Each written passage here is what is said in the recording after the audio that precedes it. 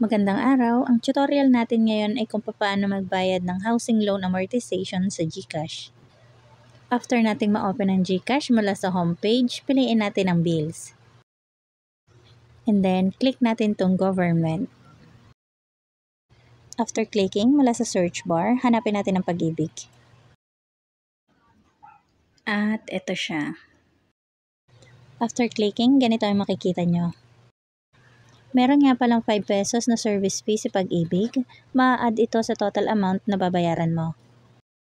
Ilagay mo lang kung magkano yung babayaran mo, and then dito sa type, piliin mo ang housing loan.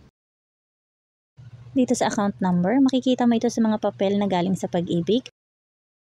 Para dito sa covered period, piliin mo lang kung ano yung applicable period na babayaran mo. For example is May 1, 2025 to May 31, 2025. If in case naman na magkamali ka sa period covered, si Pag-ibig mismo yung nag-a-adjust doon sa kanilang record. At para dito sa email address, ilagay mo lang yung valid email address mo.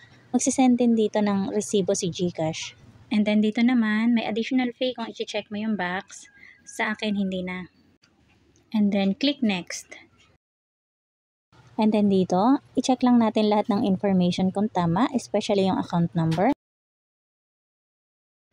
At kapag sure na tayo, click confirm. At eto na, ang resibo ni GCash. Makikita nyo yung total amount, including the service fee. And then double check nyo ulit yung account number, and then pwede nyo na siyang i-save at i-screenshot.